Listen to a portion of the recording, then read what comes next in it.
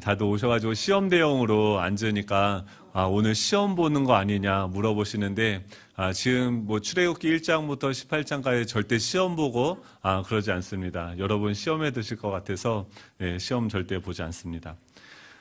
네, 우리가 출애굽기 말씀을 살펴보고 있는데요. 요즘 그 설민석 씨가 그 책을 읽어주는 남자 뭐 이런 걸로 영상이 이렇게 올라오는 것을 보았습니다. 아내가 이것 좀 보라고 그래서 그 단테의 신곡편을 이렇게 봤는데요. 그 단테의 신곡의 첫 문장이 이렇게 시작이 된다고 합니다. 그 우리 인생길 반고비에 올바른 길을 잃고서 난 어두운 숲에 처했었네라고 그 단테의 신곡이 처음 그렇게 시작이 된다라고 이야기합니다. 우리 인생의 길의 그 반고비에서 길을 계속 걸어가는데 그 올바른 길을 잃어버렸다라고 합니다.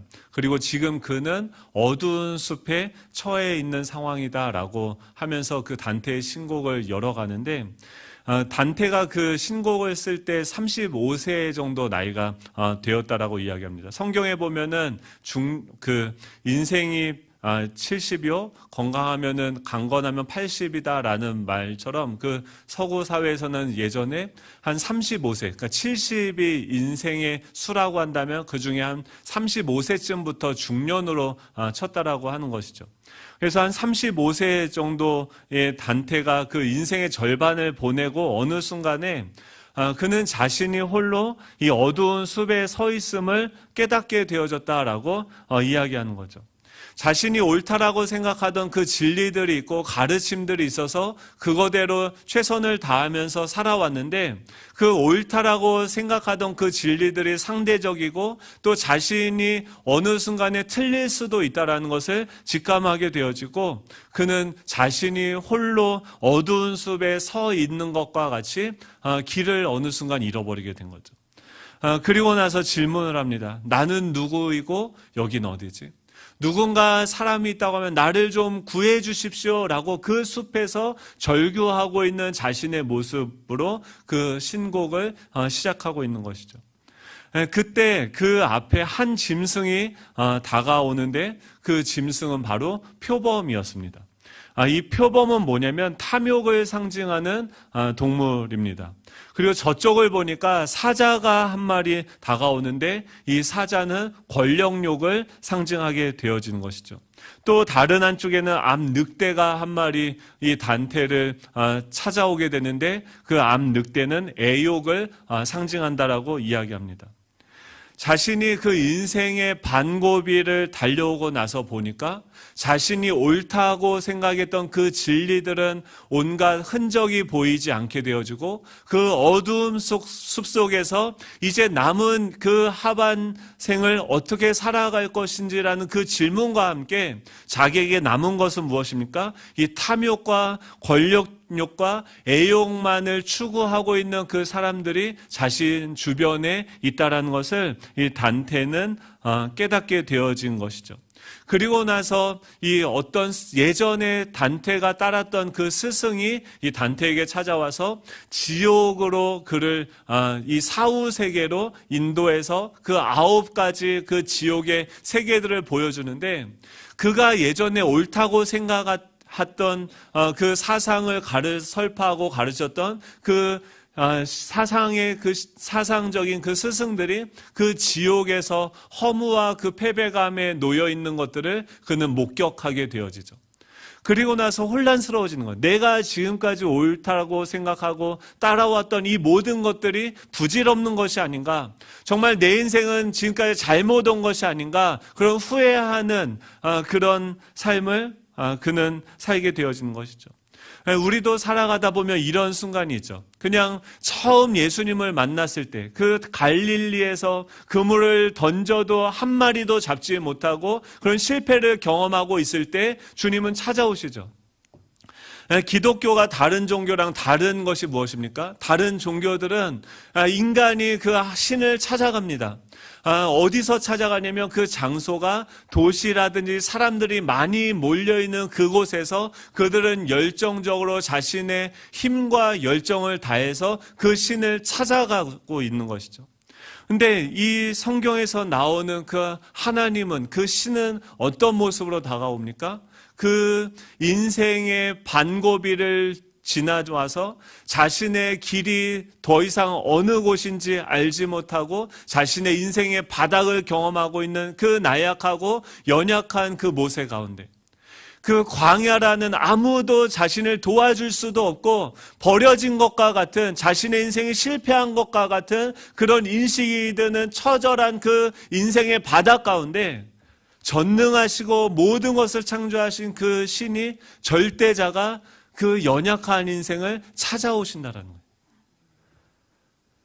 거예요. 우리는 그런 질문들을 해요. 지난주에도 우리는 내가 내 인생, 어떤 한 주간을 살아가면서 뭔가 고비를 마주할 때마다, 내 자신의 연약함을 볼 때마다 우리는 질문하죠. 내가 제대로 가고 있는 것이 맞는가? 이 길이 정말 진리의 길인가? 나의 인생은 어디로 가고 있는가? 확신이 들다가도 또 어느 순간에 보면 그런 고민을 하고 있는 우리 자신을 보게 되어진다는 거죠. 세상 사람들은 그럴 때 종교를 찾습니다. 종교라는 종자는 한문으로 보면은 머리 관자에 보일 시자를 해서 마루 종자에 가르칠 교자를 쓰죠. 그래서 높은 곳에서 보는 어떤 가르침, 으뜸되는 가르침이라고 이 불교에서는 이 종교를 정의합니다. 이 서양에서는 릴리전이라는 그 단어로 영어는 종교를 이야기하는데, 그것은 라틴어의 릴리게레라는 단어에서 파생되어진 단어입니다. 릴리게레는 그 리라는 것은 뭐예요? 다시라는 것이고, 게레는 릴리게레는 뭐냐면 묶다라는 거예요. 즉 우리의 삶이 풀어지고 흩어져서 자신이 어떻게 살아가야 되는지 알지 못할 때 다시 그들이 생각하는 어떤 기준점에 자기를 묶는 것을 종교라고 이야기하는 것이죠. 우리 기독교 신앙은 어떤 것입니까? 지금 그 모세가 자신의 인생의 방향을 잊어버리게 되고 더 이상 내 인생에 소망이 없다라고 생각할 때, 단테가 지옥문을 들어갈 때 여기서는 더 이상 희망을 찾을 수 없다라고 이야기하는 곳이 지옥이라고 이야기하는데, 지옥은 어디입니까? 절망이 나를 지배하고 있는 그곳이 바로 지옥인 것이죠. 그 지옥 같은 인생 가운데 하나님이 찾아오시고 그 낮은 연약한 더 이상 가망이 없는 나를 하나님께서 회복시키시는 그 하나님께, 그 하나님의 행위와 존재와 그분의 마음에 내 자신의 마음과 존재와 행위를 묶어버리는 것이 무엇입니까? 우리 기독교 신앙인 것이죠. 하나님은 계속 이스라엘 백성들을요, 예전에 그 세상의 종되었던 것으로부터 그의 죄된 이 사망의 노예된 그 사슬들 다 푸시고 인도하셔서 지금 어디로 인도하셨습니까? 시내 산으로 인도하세요.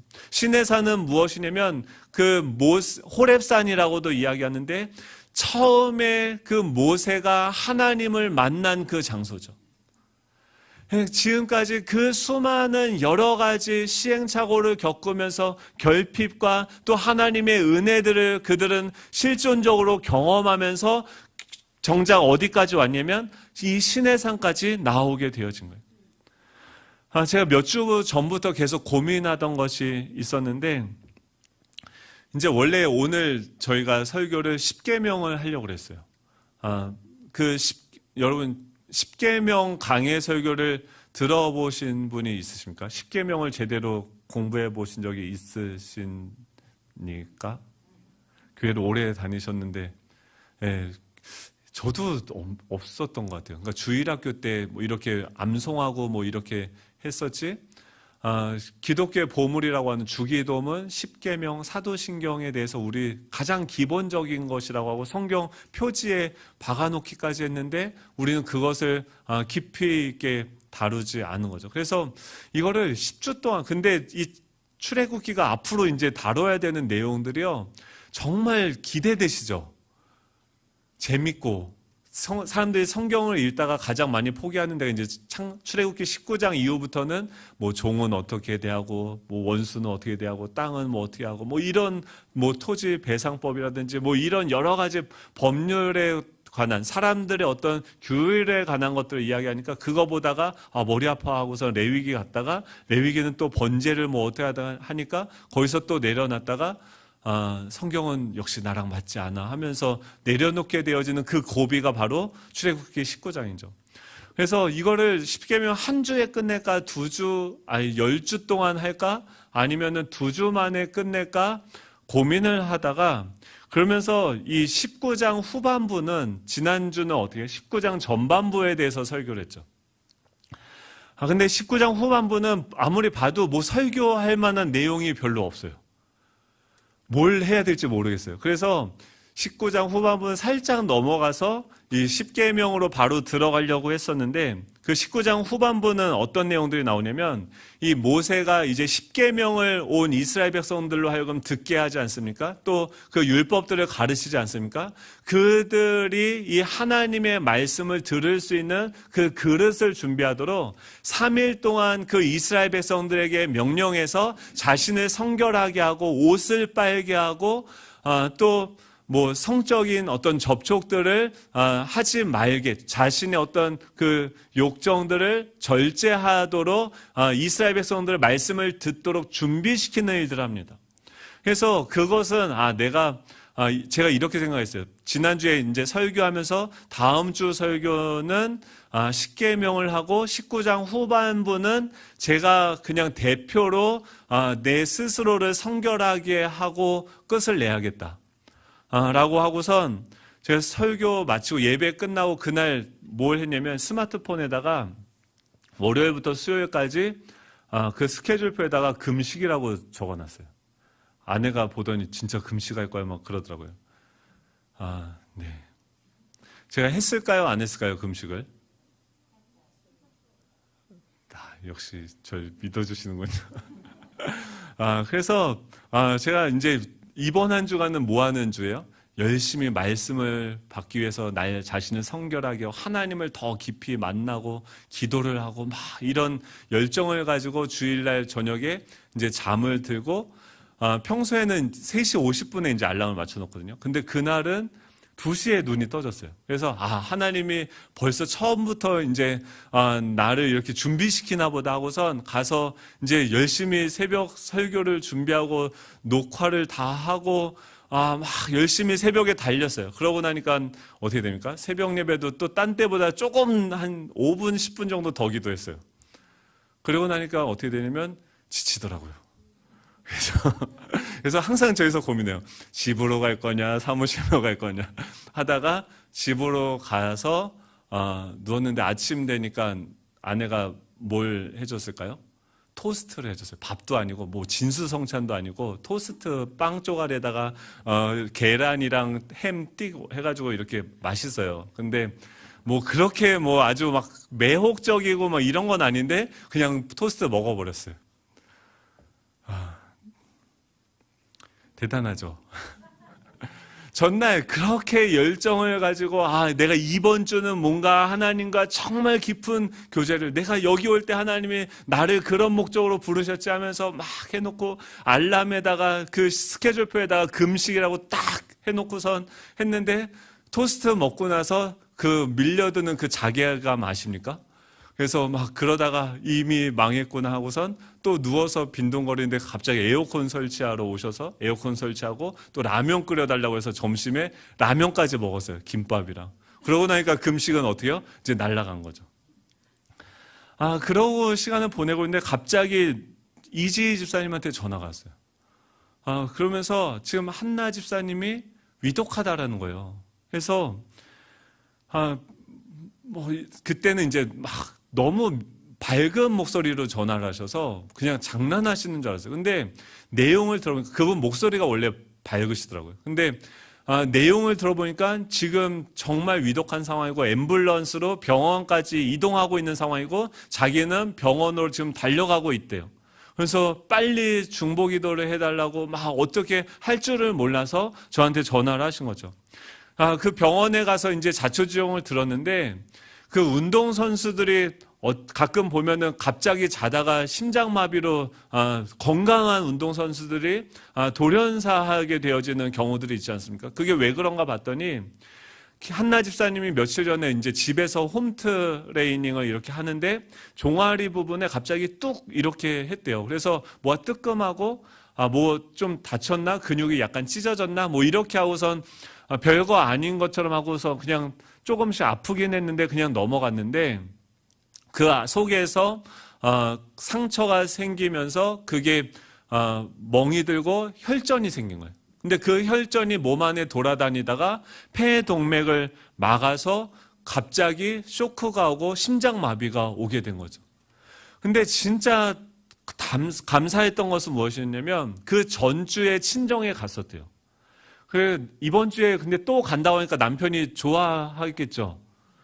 반대를 무릅쓰고 근데 갔대요. 가서 친정에 마침 있었는데 어머니가 옆에 있을 때 화장실을 갔다가 안색이 창백해지고 숨을 못 쉬고 심장마비가 온 거예요. 그래서 112 초기 대응을 빨리 조치를 해서 앰뷸런스를 불러서 천안에서 그 근처의 병원을 찾아가니까 거기는 이거는 수술 못한다고 해서 대전에 있는 을지대학병원까지 찾아갔었고 근데 때마침 남편이 출장을 갔는데 어디서냐면 그 을지대학병원에서 차도 안 가지고 대중교통으로 가셨대요, 출장을. 근데 거기서 10분 안에 거리에 출장을 가신 거예요, 마침.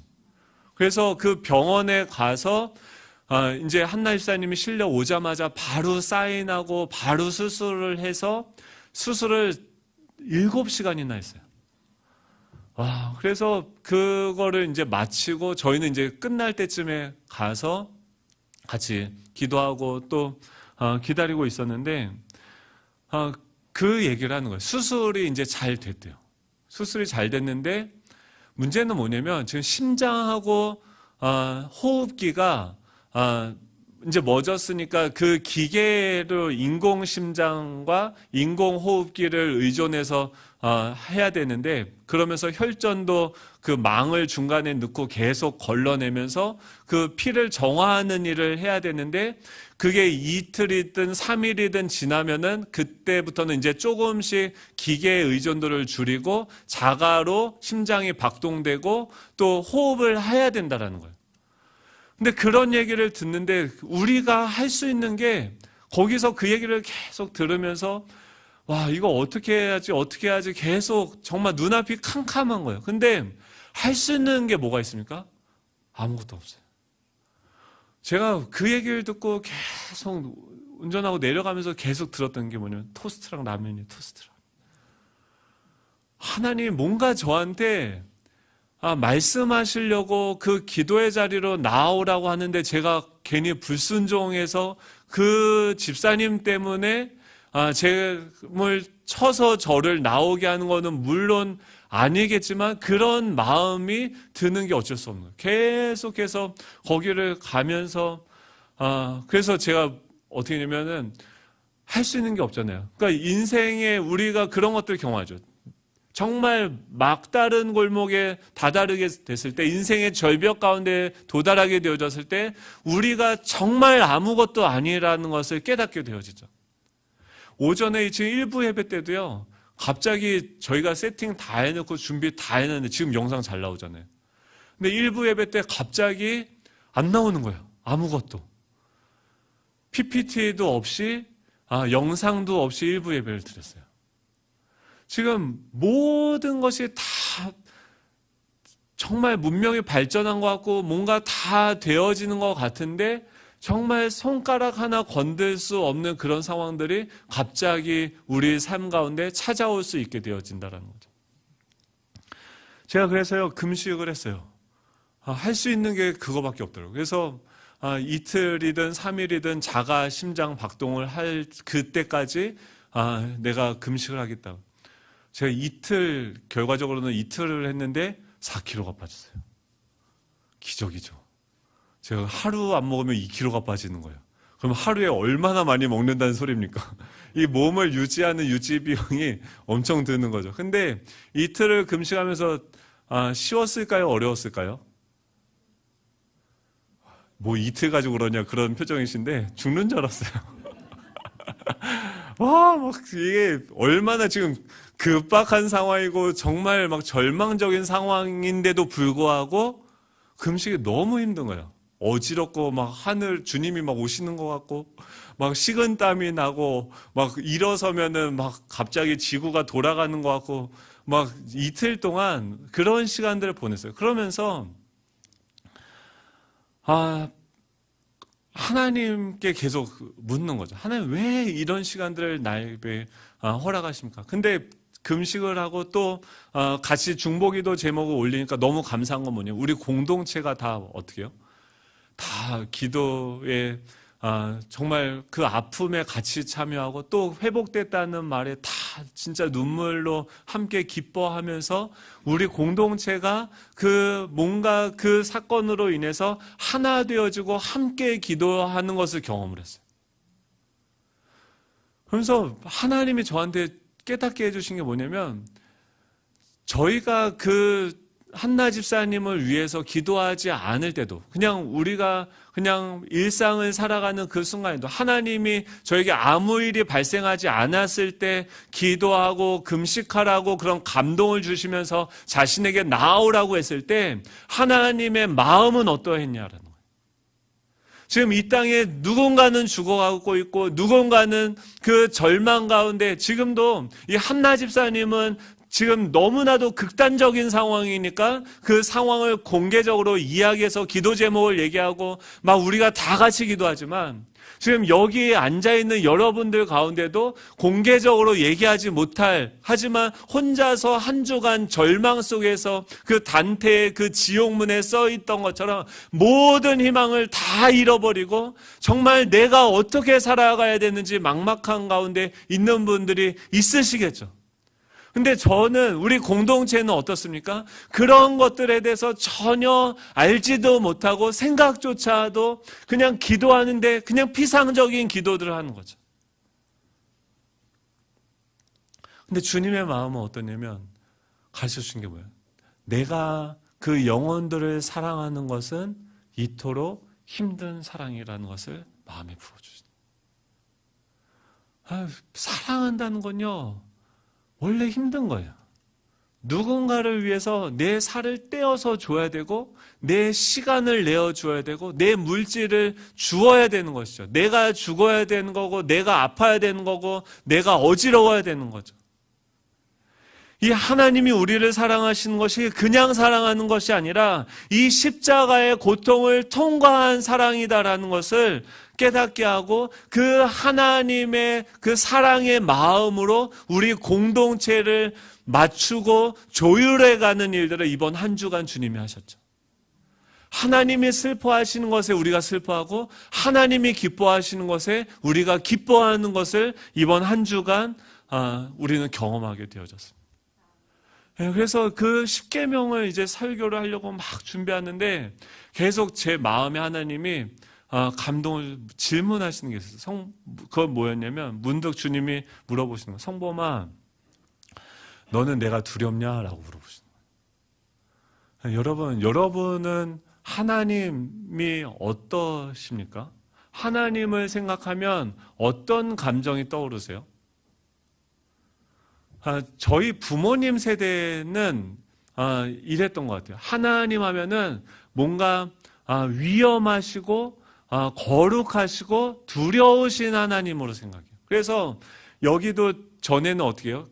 올라올 때는 신발을 벗고 어떤 그 강대상 위로 올라갈 때도 하나님을 경외하는 어떤 그런 마음들로 하나님께 나아갔다고 하면 그 다음 세대인 저는 어떤 느낌이었냐면 하나님 하면 사랑의 하나님, 뭔가 친밀감의 하나님이고 친구 같은 그런 하나님이에요. 그래서 하나님 생각하면 마음이 따뜻해지고 뭔가 좋고 편안해져요. 그러니까 그런 어떤 차이들이 있는 거죠. 근데 지난주에 이 짧은 시간에 그 하나님이 저한테 그런 질문을 하세요. 성모만, 너는 나를 내가 두렵냐라고 질문하시면서 세 가지 사건이 생각나게 하셨어요. 저희가 지난주에 저희 문을 나가면서 뭘 팔았습니까? 마늘 팔았죠. 마늘 드셔보셨어요? 그 불에 구워도요 쌩쌩합니다. 예, 엄청 싱싱하더라고요. 예, 근데 마늘을 파는데 한 권사님이 조심스럽게 저한테 와서 그러시는 거예요. 주일인데 이걸 팔아도 되냐는 거예요. 여러분 주일날 매매를 하면 됩니까? 안 됩니까? 예요.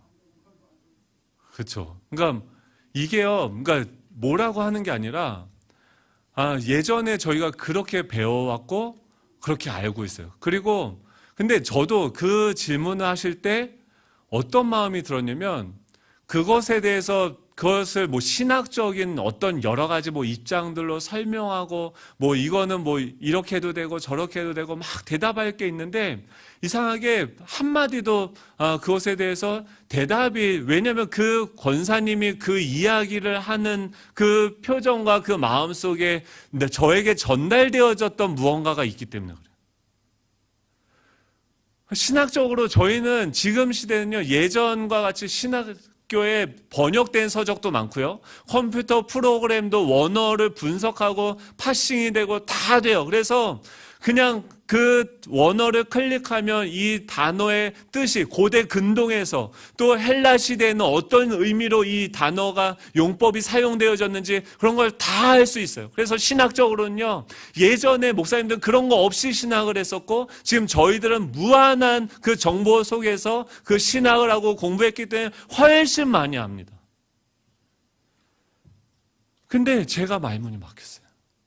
또 하나 들었던 생각은 뭐였냐면, 한 권사님은요 매번 새벽 예배를 나오실 때마다 여기에다가 헌금을 하세요. 제가 그 권사님의 이 어떤 분이신지 너무 잘 알아요. 자신을 위해서는요 정말 뭘 쓰질 않으세요. 그리고 뭐 막 그렇게 막 넉넉하고 돈이 남아도시는 게 아니에요. 근데 매일 새벽, 그래서 제가 그런 생각이 들었어요. 아니 이 돈으로 권사님 맛있는 것도 좀 사드시고 옷도 좀 해입고 뭐 에어컨이라도 좀 달아서 좀 편안하게 지내시면은 그것도 하나님이 기뻐하실 텐데 라는 생각이 들어서 직접 말씀은 못 드리겠고 아내를 통해서 조심스럽게 말씀을 드렸어요. 꼭 저희들이 성전으로 나아가고 예배로 나아갈 때마다 그렇게 뭔가 예물을 드리지 않아도 된다라는 것을 간접적으로 표현을 했다가 아내가 혼났어요.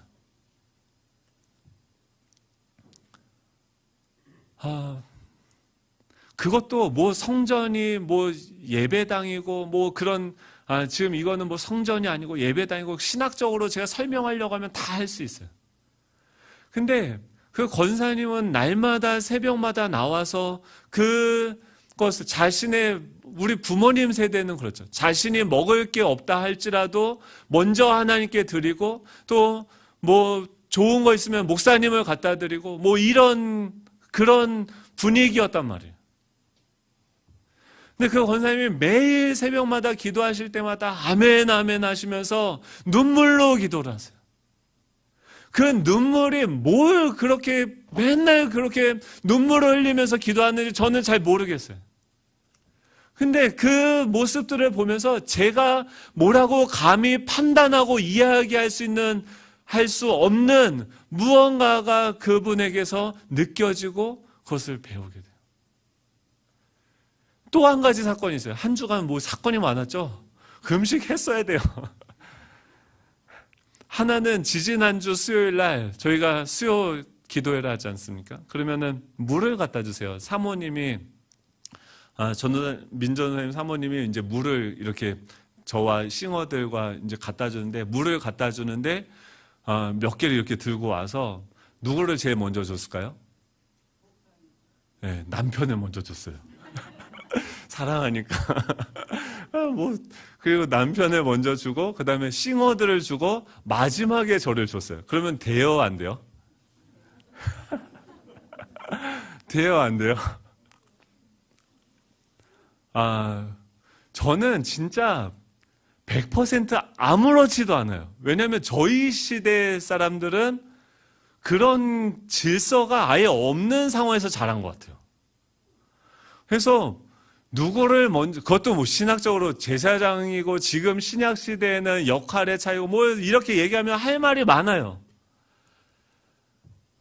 근데 최 전도사님이 그 사모님을 불러다가 이제 정말 많이 참고 절제하시고 좋은 뜻으로 얘기를 하셨어요. 그리고 저희가 수요일 예배 끝나고 나서 셀 모임하면서 자기는 너무 속상하다는, 그런 게 너무 불편하다는 얘기를 하셨어요.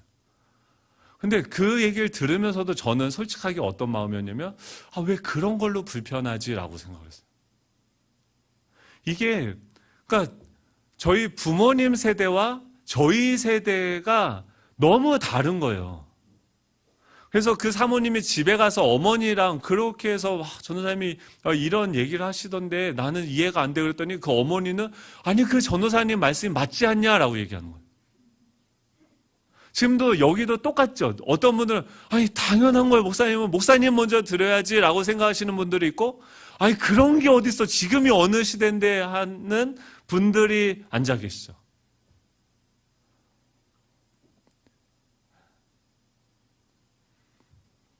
뭐가 맞을까요?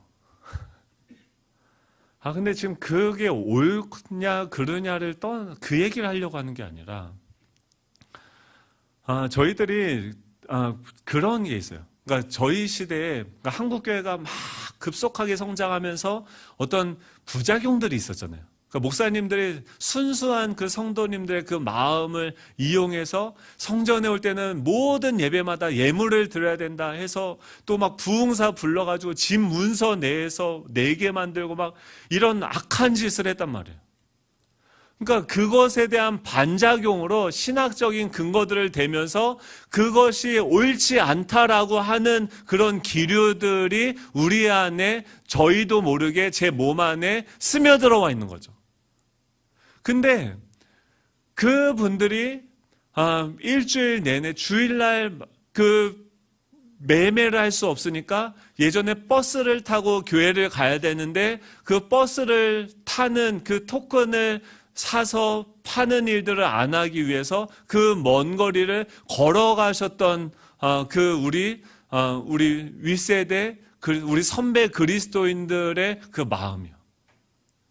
날마다 예배를 나올 때마다 그 하나님께 자신의 것을 가장 먼저 드리고 하나님이 나의 모든 것을 책임지신다라는 그 신앙의 고백으로서 하나님께 나와왔던 그 마음이요. 이 하나님의 말씀을 가르쳐주는 분이니까 저한테 그러라는 게 아니에요. 목사를 잘 섬기고 그 삶이 마음에 들든지 안 들든지 간에 지금도 제가 나이도 어리고 부족한 것도 많은데 어르신들은 깍듯하게 목사님 하면서 존중해주고 높여주시죠. 왜 그렇습니까? 그 안에 하나님을 향한 경외함과 두려움들이 있는 거예요. 하나님이 내 삶 가운데 정말로 크게 자리 잡고 있는 그 중심에 그 어떤 것들이 있는 거예요. 근데 저는 어떻습니까? 신학적으로 그것이 옳고 그르고 이런 것들을 다 이야기하고 다 버렸어요. 뭐가 옳은지 이제 다 설명하고 가르쳐요. 근데 저의 실존에, 저의 마음 가운데 하나님은 몇 그램이십니까? 하나님이 감동을 주셔서 3일 동안 금식을 하라고 감동을 주셨음에도 불구하고 그 토스트 하나에 하나님 금식을 멈춰버리는 그 가벼움은 어디서 오는 거예요? 이게 포스트 모더니즘 시대를 살아가는 우리 인생들의 참을 수 없는 그 존재의 가벼움들인 거죠. 그래서 포레스트 검프에 보면 지금 시대의 사람들을 뭘로 묘사합니까? 처음에 영화가 시작하면서 깃털이 하나가 날아다녀요. 바람이 불면 절로 가고 바람이 불면 저렇게 하면서 계속 흘러가는데 그 포레스트 검프가요, 영화 내내 뭐 하냐면 뭘 하는지 모르겠어요. 그냥 뛰어요. 그 사람들이 그걸 보고서 뭐 보다가 하루 3년 365일 뛰니까 그 사람이 뭐가 있는 줄 알고 그 사람을 뛰어가요. 쫓아서. 그 영화 끝날 때까지 계속 뛰어가요. 스티븐 스필버그가 그걸 통해서 뭘 얘기하는 거예요? 이 시대 사람들에게 절대적인 어떤 진리가 없어진 채로 그냥 세상의 흐름에 그 가벼움에 본인의 느낌이 추구하는 대로 계속해서 쫓아가는 거예요. 그냥 토스트 먹고 싶으면 먹는 거예요. 라면 먹고 싶으면 내가 하나님 앞에 뭘 약속하고 뭘 했든지 다 상관없이 라면 먹는 거예요. 그게 우리더라고요. 그게 우리는 모르겠어요. 저더라고요. 그 일주일 예배를 드리면서 옷을 다리고 돈을 다리미로 다리고 버스를 타지 않고 그것을 걸어갈 때 그분들의 마음은 어땠을까요? 무엇을 생각하면서 왜 한국교회가 지금처럼 이렇게 성장하게 되고 세워졌을까요? 우리가 선배 그리스도인들의 어떤 그때의 어떤 신학적인 입장 때문에 잘못되어진 것들이 있어요. 근데 이 다라에 그 목욕물이 더럽다고 해서 그 안에 있는 아기까지 같이 버리면 안 되는 거죠. 옳고 그름의 문제들을 신학적으로 성경에서 무엇을 이야기하고 있는지 우리가 신학적으로 명확하게 정리를 해 가야죠. 그러면서 또 무엇입니까? 그 선배 목사님들의, 우리 선배 신앙인들의 그 마음의 중심에 자리 잡고 있는 그 하나님을 경외하고 존중하는 그 하나님의 마음에 자신을 맞추어가는 그들의 중심을 우리는 본받아 배워야 되는 거예요. 오늘 본문의 목적은 무엇입니까? 이 19장 후반절에는 하나님께서 이스라엘 백성들에게 이야기하세요. 첫 번째로는요, 처음 초심을 회복하라는 거예요. 이 신의 산으로 이 9절입니다. 우리 9절 같이 한번 읽어볼까요? 9절입니다. 시작. 여호와께서 모세에게 이르시되 너와 말하는 것을 백성이 듣게 하며 또한 너를 영영히 믿게 하려 함이니라. 모세가 백성의 말을 여호와께 아뢰었으므로.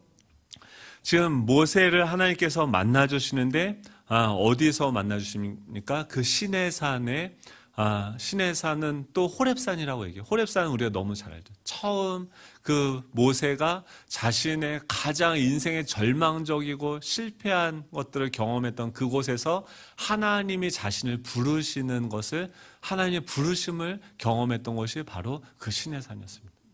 바로에게 처음 가서도 뭘 얘기하냐면 내가 이 백성을 데리고 그 산에 가서 예배한다라고 얘기했어요.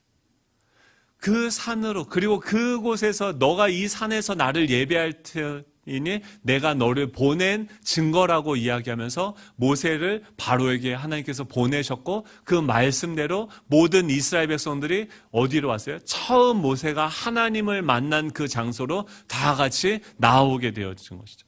그리고 그곳에서 하나님은 어떻게 임재하십니까? 빽빽한 구름 가운데서 그들에게 하나님은 임재하시는 거예요.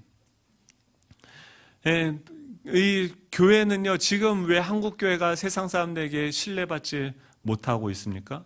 이 김두식 교수님이 이 교회 속의 세상, 세상 속의 교회라는 그 책에서 이렇게 기록을 하고 있어요. 왜 교회는 지금 사람들에게 신뢰받지 못하고 있는가? 그리스도인들이 비그리스도인들에 비해 특별히 더 비윤리적이지도 않은데 비판을 많이 듣는 까닭은 무엇인가? 라고 이야기하죠. 우리가 안 믿는 사람들보다 덜 도덕적이지도 않아요. 근데 이상하게 지금도 코로나 이후로 전파 감염 어떤 분이 또 인터넷에 그렇게 올렸더라고요. 기독교만 너무 세상 사람들이 깐다 막 하면서 그것을 객관적인 데이터로 교회들을 통해서 감염된 수치와 일반 감염 수치들을 비교하면서 했는데 차이가 별로 없어요. 근데 왜 사람들이 기독교만 더 비판적으로 지금 이야기를 하는가? 그것에 대해서 김두식 교수가 이렇게 이야기를 해요. 행동은 세상 사람들과 별로 다를 게 없는데 고상한 말을 너무 많이 하는 까닭에 있다라고 한다고요. 기독교인들이 사는 걸 보면 지나 나나 그냥 비슷하고 똑같이 사는데 말은 맨날 고상하게 하고 뭔가 번지르르하게 얘기하는 거예요. 우리는 원수를 사랑해야 되고 자신들은 뭐 이렇다고 하고 뭐 사람을 자녀를 남편을 사랑하고 신뢰하고 뭐 그런 방식으로 살아가야 된다고 말은 그렇게 하는 거예요. 근데 예를 드는데 이 강남에 어떤 교회를 다니는 부유한 청년이 잘 믿는 자매를 만나서 결혼을 하게 됩니다. 교회 중직자인 어머니는 그 상견례를 하면서 그 남자 쪽의 어머니에게 그렇게 얘기해요. 혼수나 예단을 걱정하지 마세요. 우리는 그런 것을 원하는 집안이 아닙니다. 라고 고상하게 말해요. 여자 쪽에서는 철석같이 그 말을 믿고 시간이 지나갔는데 막상 이제 결혼식이 코앞으로 다가오니까 그런 얘기를 듣는 거예요. 시어머니 될 분이 그런 얘기를 했대요. 신부 쪽에서 우리를 무시한다. 그래서 뒤늦게 비상이 걸려서 혼수를 준비하느라 힘들었다라는 예를 김두식 교수가 들고 있는 거죠. 말로는 뭔가 고상하고 있는 것처럼 교회에 와서는 그렇게 이야기하면서 실상 그 가면을 벗고 나면 집으로 돌아가면 세상 사람들과 우리가 구별될 만한 어떤 행동들이 보여지지 않는다라는 거예요. 그래서 그냥 세상 사람들이 이 기독교인들을 싫어하고 그냥 저 사람들은 거짓된 사람들, 이중인격자라고 이래서 싫어서 더 많은 비판들을 한다고 하는데 그것이 어느 정도 맞은 것 같다라는 생각이 듭니다. 왜 우리가 그런 이야기들을 들어야 됩니까?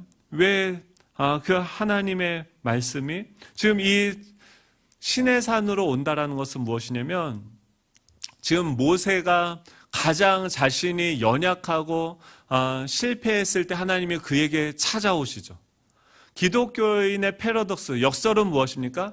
가장 연약하고 쓸모없고 소망이 없는 그 인생 가운데 하나님이 찾아오셔서 무엇을 요구하십니까? 너의 발에 신을 벗으라라고 요청하신다라는 거예요. 여러분, 모세가 사명을 잘 감당하려면 무슨 일을 하려고 하면 신발을 신어야 됩니까? 벗어야 됩니까? 신발을 운동화로 가나라 신고 열심히 쫓아다녀서 일을 해야 되는 거죠. 그런데 그 우리를 찾아오신 하나님은 도리어 무엇을 얘기합니까? 신발을 벗으라고 이야기해요. 신을 신는다는 것은 활동을 시작한다는 것을 의미하고 신을 벗는다는 것은 활동이 끝났다는 것을 의미하는데 모세에게 너의 발에 신을 벗으라라고 이야기하는 거죠. 이력서를 쓸 때 한자로 이자가 뭐냐면 밟을 이자에 력자는 신발바다 력자예요. 그러니까 이력서라는 것은 뭐냐면 그 사람이 신발로 밟으면서 걸어온 경로라는 거죠. 그 사람이 지금까지 밟아오면서 걸어왔던 그 경로가 무엇인지를 기록한 것이 이력서인 거죠.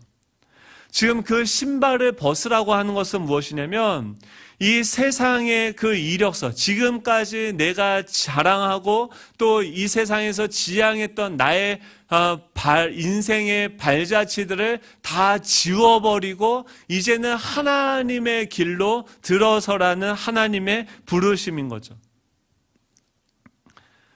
신발을 벗고 하나님의 나라, 하나님의 집에 들어가는 것으로 초대받은 게 바로 모세의 인생이고 지금 하나님이 이스라엘 백성들을 다 그 시내산으로 부르셔서 뭐라고요? 너희들 이제 내가 너희들 안에 하나님 나라의 그 법을 채워놓을 텐데 그 말씀을 채워놓을 텐데 십계명을 채워놓을 텐데 너희들 그 그릇을 깨끗하게 비우고 깨끗하게 그 말씀을 받을 준비를 하라는 거죠.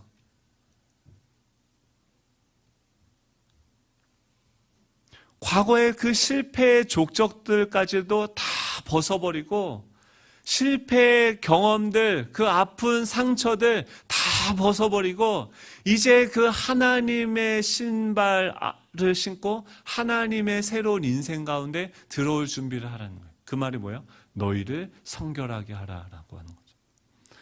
두 번째로는 뭐냐면, 첫 번째는 그 빽빽한 구름 가운데 하나님의 말씀하시는 그 임재 가운데 서는 거죠. 두 번째는 뭐냐면 선이 있어야 된다는 거예요. 하나님의 두 번째로 뭐냐면 12절 13절에 너는 백성을 위해서 주위의 경계를 정하고 너희는 삼가 산에 오르거나 그 경계를 침범하지 말지니 선을 침범한 자는 반드시 죽임을 당할 것이다 라고 이야기를 해요. 즉 하나님과 우리 사이에 선이 있다는 거예요. 아무리 친밀하고 하나님이 사랑의 하나님이고 또 우리의 친구처럼 다가오신다 하더라도 하나님과 우리 사이에는 우리가 건널 수 없는 선이 있어요. 그것은 무엇이냐면 하나님은 하나님이고 하나님은 창조주시고 우리는 피조물이라는 그 선인 거죠. 그 선을 세우라는 것은 뭐냐면 하나님 앞에 서라는 거예요. 어떤 그 신학생들이 교수님을 골탕 먹이려고 이런 질문을 했대요. 교수님, 하나님은 도대체 어디 계십니까? 라고 그 질문했어요. 그랬더니 그 신학교 교수님이 곰곰이 생각을 하시더니 그렇게 대답을 하셨대요. 나와 너 사이에 하나님은 존재한다 라고 말씀하셨대요. 그 말은 뭐냐면 지금 이 선을 긋는다라는 것은 무엇이냐면 나와 당신 사이에 그 타자 사이에 하나님의 임재 앞에 우리는 서게 되어진다라는 것이 이 선을 세운다라는 거예요. 그래서 이 타자를 대할 때, 이 가족들을 대할 때 우리는 어디서 그 타자를 대해야 됩니까? 하나님의 임재 가운데 하나님 앞에서 그 타자를 대하는 거죠. 하나님이 그 타자를 어떻게 대하시는지를 보고 그분의 방식대로 그 타자를 대하는 것. 하나님과의 나와의 관계에서 선이 세워져야 나와 타자와의 관계에서 선이 세워지고 질서가 세워지는 것이죠. 모든 사람들이 다 나를 중심으로 돌라고 하는 그 자기 중심적인 그 애굽적인 사고방식을 버리고 삼위일체 하나님의 그 서로에게 자신을 내어주시는 그 사랑과 그 신뢰의 방식으로서 하나님 앞에 서서 그 하나님의 사랑과 신뢰의 방식으로 관계를 배우고 그 방식으로 타자를 대하는 법을 이제 내가 너희들에게 이 십계명을 통해서 하나님을 사랑하고 이웃을 사랑하는 것을 또 그 율법들을 어떻게 하나님의 백성들이 하나님 앞에 살아가야 되는지를 내가 너희들에게 가르칠 것이다. 그러니까 너희는 어떻게 해요? 성결하라는 거예요. 3일 동안 뭘 하냐면 옷을 빨고 몸을 깨끗이 하고 성적인 접촉을, 그러니까 일상을 깨끗이 정리하라는 거예요. 깨끗한 삶으로 너희 몸을 하나님께 드리라는 거예요. 성적인 접촉을 그 말하는 것은 그 성적인 접촉 자체가 나쁜 것이 아니라 자신의 쾌락을 절제하면서 하나님이 내 안에 온전히 담겨지도록 이 그릇을 다 비우고 하나님의 말씀이 내 안에 다 온전히 담겨지도록 준비하는 시간을 가지라는 거예요. 사랑하는 성도 여러분, 다음 주부터 저희들 십계명을 강해를 계속해서 이제 살펴보게 되어질 텐데 먼저 제 안에도 이 기준들이 다시금 세워지기를 소망합니다.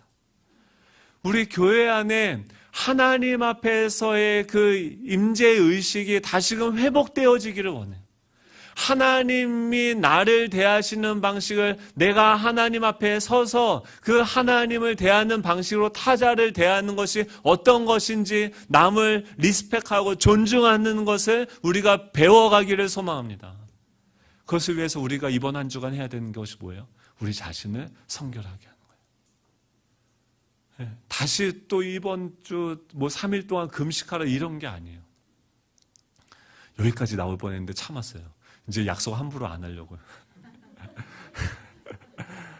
근데 중심이 중요한 거예요. 중심이 뭐냐면 정말 하나님을 두려워하는, 하나님이 어떤 분이냐는, 내 인생에 하나님이 몇 구람을 가지고 있는.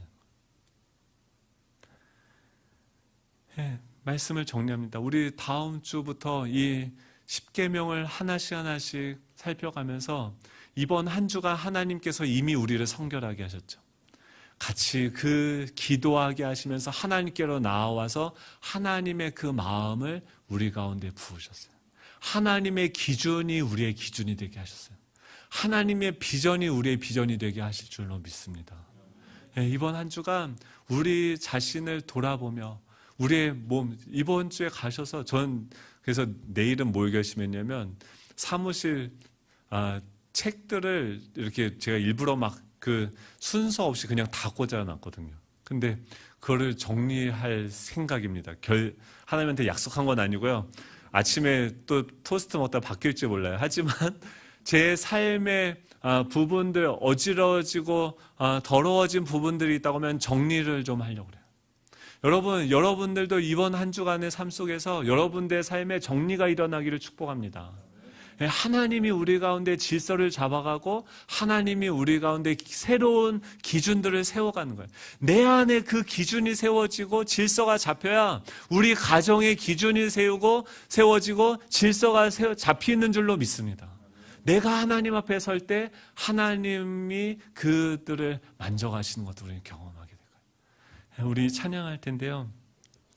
원하고 바라고 기도합니다. 우리 다 같이 일어나셔서 이 찬양하면서 예배를 마칠 텐데요. 하나님 우리를요, 그 빽빽한 구름 가운데 그 신의 산으로 우리를 초대하시는 거죠. 우리 두 가지 그 마음이 같이 있어야 됩니다. 그 하나님을 향한 그 빽빽한 구름으로 말미암아 정말 두렵고 떨림으로 하나님 앞에 신을 벗으며 나의 모든 이력들을 다 벗어버리고 성공의 이력, 실패의 이력, 좌절의 이력 다 벗어버리고 하나님 나의 인생을 좀 인도해 주십시오. 하나님 나의 길이 되어 주십시오. 하나님 우리 가정을 좀 살려 주십시오. 그 하나님을 경외하는 그 마음으로 나아가기 원합니다. 그때 우리 주님은 우리에게 찾아오셔서 말씀하세요. 사랑하는 내 아들아, 내가 너를 사랑한다. 너를 내 자녀로 내가 너를 위해서 미래를 준비해놨단다. 우리를 찾아오시는 그 주님을 우리가 담기 위해서 한 주간 정말 성결하게 거룩하게 준비하는 시간들을 갖기 원합니다. 주님의 비전이 우리의 비전이 되기 원합니다. 우리 그 마음으로 이 찬양하며 나아가도록 하겠습니다. 하나님 아버지 감사드립니다. 아버지 정말 토스트 하나에 하나님의 약속을 저버리는 가벼운 인생입니다. 주여 우리를 불쌍히 여겨주시고 하나님의 존전 앞에 하나님의 임재의식 가운데 우리가 다시금 일어설 수 있도록 주님 인도하여 주시옵소서. 하나님 죄의 신을 벗습니다. 나의 이력의 신을 벗습니다. 나의 부정적인 아버지 실패의 이력들을 다 벗어버립니다. 주여 주님의 이력으로 우리의 삶을 채워주시고 주님의 기준이 우리의 기준이 되어질 수 있도록 주님의 비전이 우리의 비전이 되어질 수 있도록 주님 우리를 거룩하게 하여 주시고 아버지 깨끗이 성결하게 빚어주시고 닦아주시고 주님으로 채워주시옵소서. 아버지 이번 한 주간 우리의 삶이 정리되어지기 원합니다. 아버지 우리 삶에 새로운 기준들이 세워질 그 토대가 마련되어지기 원합니다. 주님 우리의 삶을 깨끗하게 정결하게 만들어가 주시고 아버지 하나님 말씀 위에 다시 세워질 수 있도록 거룩한 성전이 빚어져 갈 수 있도록 주님 우리 가운데 역사하여 주시옵소서. 감사드리며 예수 그리스도의 이름으로 기도드립니다. 아멘. 이제는 우리 주 예수 그리스도의 은혜와 하나님 아버지의 극진하신 사랑하심과 성령님의 내주하심, 교통하심, 충만케 하시는 역사가 이곳에서 하나님의 기준에 우리를 맞추어 가기를 원하는 우리 모든 예수 정함께 모든 성도님들 머리 위에 가정과 사업과 학업과 자녀들 위해 이제로부터 영원토록 함께 하시기를 간절히 축원하옵나이다. 아멘.